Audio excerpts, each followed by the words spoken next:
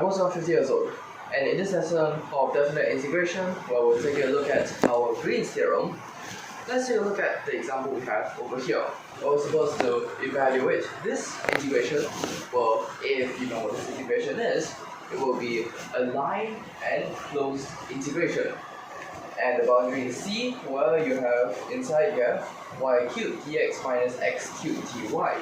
And here, where C is a positively oriented circle of radius 2 centered at the origin. Alright, so first of all, let us recap what our Green's theorem is. So let's say you have this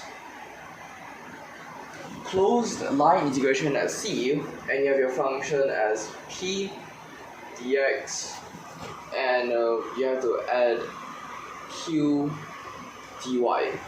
So this will be equal to a double integration. So what's so special about this double integration? What you have inside is actually partial q partial x minus partial p partial y, and then your d, whatever you want to put that, d sigma, dA, well, as long as it's a unit of area. Alright, so this is a recap for your Green's theorem. So what will be so special about this part? So first of all, you might need to be able to understand some of these things. Like for example, what exactly is this closed line integration? So yes, you might have heard of what line integration is. But when it is closed, which means, well, it forms that shape inside instead of just, for example, a random line, right? So that's a closed line integration. So now, after you read the question, there's this key part, which is your positively oriented circle. So positively oriented, which by convention, you will be solving it in the anti-clockwise direction, since using whatever right-hand rules you have, if you just strip it together, well, it goes in the anti-clockwise direction, alright? So that is just what positively oriented is. Now if you're integrating in the other direction, well, it does negative it, since it's a negatively oriented, alright? So we have a radius 2, and this is centered at the origin. So we will basically know what this shape looks like. It's pretty simple to imagine. Alright, so now when we take a look at this question, we will be solving it from two different perspectives. One is you directly solve this closed line integral, while the other is you actually use your Green's theorem in order to solve it. Alright, so let's take a look at what happens if we just directly try to solve it. Well, we are going to see closed line integration across C, y cubed dx minus x cubed dy. Alright, so what will be so special about this part? Now, if you have seen the previous lesson, you might know, like, hey, we can probably split it up into different segments to solve for it separately, right?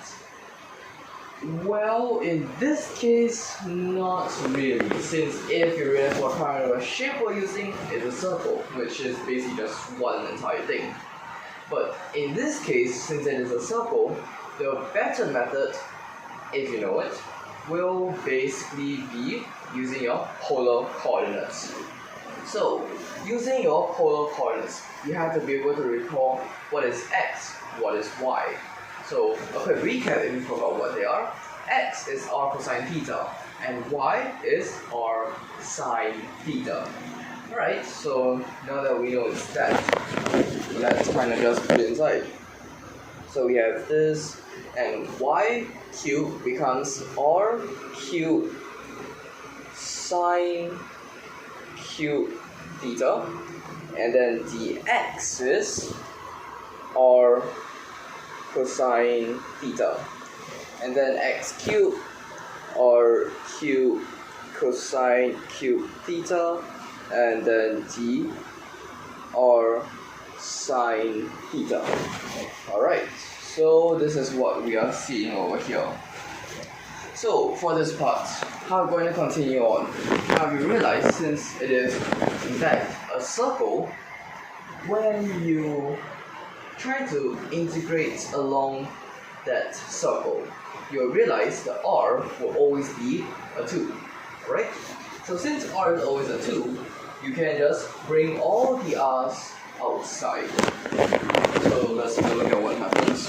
Now when you have all the r's outside, and you have some integration inside. So this integration, what you'll realize is, so sine to the power of 3 theta. Now cosine theta, we can also try to bring it outside. So what happens to this cosine theta though? So this cosine theta, essentially what happens to it will be, you want to try to get into a theta, right? Okay, so how exactly does this change happen? So this change, it will essentially be a negative sine theta brought outside. So this is what you see for your first part. Now we look at the other part, where you have cosine cubed and sine. So now you bring the sine outside, where you will have cosine to the power of 4 theta d theta. Alright, so this is what we are taking a look at. Now you can essentially just combine this into one integration. But then how is this integration going to look like? So firstly, you can bring negative outside, negative, or you can substitute in for 2, where you have 16, and then integrate. So now since this is just theta, what will your theta be from, and what will it be to? So since it is an entire circle, we're going to have theta from 0 to 2 pi. Alright, so next, sine to the power of 4 theta plus cosine to the power of 4 theta. How are we going to deal with that? You can change it into sine squared theta plus cosine squared theta squared, and then you just have to minus 2 sine squared theta cosine squared theta, where you're going to see 1 minus 2 sine squared theta cosine squared theta, and then here d theta. Alright, so now we've got the first part of these two terms solved. Since when you just integrate it with respect to theta, you just have theta, and theta becomes 2 pi, where your first term is essentially negative 32 pi. And next, you can add. So, what is going to happen over here? Now, 16 times 2, I'm going to do that, and then 32 sine squared theta cosine squared theta. Well, how about let's hold it for a moment, and think about how we're going to deal with this sine squared theta cosine squared theta part. Now, if you can recall, we're going to use a double angle formula, and this double angle formula is for sine. So we're going to see plus 8 integrate from 0 to 2 pi, and since you put another 2 inside, what we're going to have is sine squared 2 theta, and then d theta. Alright, so this is what we are going to see. Now the first term, well, it still is the same. So we're going to have negative 32 pi. Well, for the second part, then you have to consider how are we going to fix it. So of course, we are going to use our cosine double angle formula. Now that will be the problem here. So how does this work? So cosine double angle formula, which means you're going to have 4, and then integrate from 0 to 2 pi, and then from the inside you're going to have 1 minus cosine 4 theta d theta, right? So this is what you are going to see. Now, of course, the first term, once again, it is pretty easily integratable. Well, you are just going to have 8 pi. So when you combine the two, you have negative 24 pi. And then next, what you're going to see here is actually a negative cosine 4 theta, and you try to integrate it. But if you know how this integration works, well, we just have sine 4 theta and then have to substitute in 0 and 2 pi, which here is essentially just a 0, which gives you the answer of negative 24 pi. Alright. So this is what you see when you just directly integrate it. So how about we use the Green's theorem now, which for our right hand side, what we are going to see is double integration. Okay, so double integration, partial q, partial x. Now beware, this q is now a negative x cube, alright? So this negative x cube, when you go through partial differentiation, you have to be aware that this is a negative 3x squared. Alright, and then behind here, we're going to have minus, and then y cubed, when you differentiate it, you're going to have minus 3y squared. Alright, and then you have dx, dy.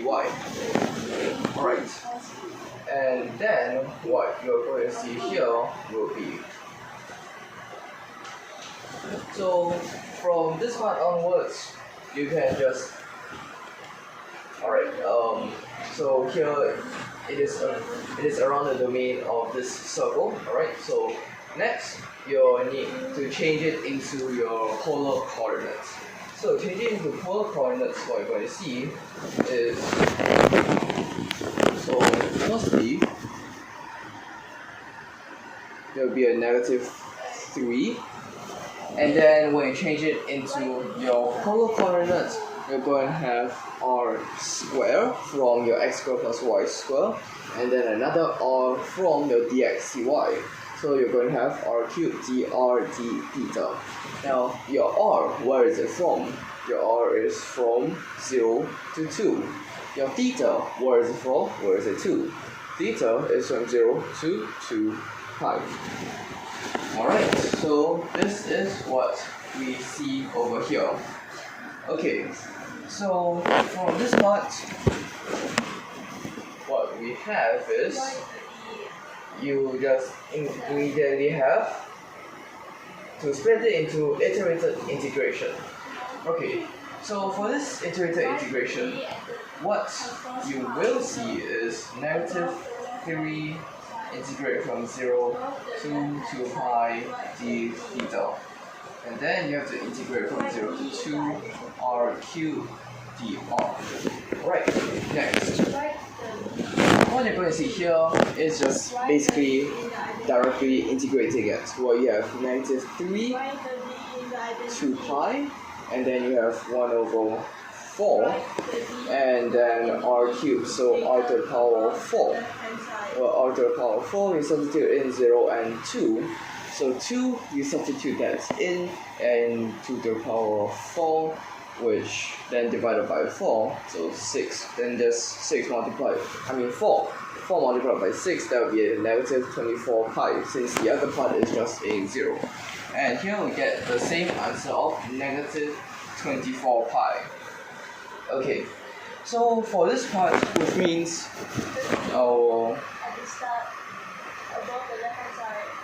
this part, our original closed line integration is equal to our double integration, where we have our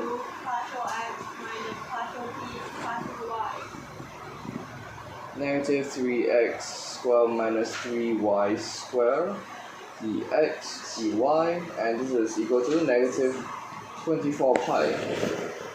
So for this part is essentially what we have for this lesson on the Green's theorem. Alright, so now let's take a look at all of these again.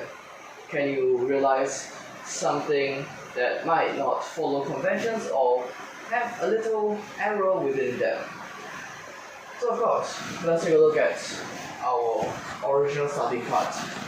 So of course, if you realize it, well, on the left side, it is a definite integration, but on the right side, it is an indefinite integration. So there has to be something that's not right with it, right? So well, it depends on whatever you like. You can put D for all of these, whatever you want. Alright, so that is one of the parts that needs to change. And then let's take a look. So that part's fixed. Now for your original question, which you're just directly solving this closed line integration. So for this closed line integration, we just change it into polar coordinates, and since r for this is basically not changing, it's always a 2, then you just have to integrate for theta, where theta it just changes from 0 to 2 pi, and using some trigonometric manipulation, you can get the final answer of negative 24 pi. While if you're using your Green's theorem, then you just have to, well, differentiate and then change it into polar coordinates, and at last still get your final answer of negative 24 pi, which both of these they are equal. And so yeah, so for this question is a negative 24 pi.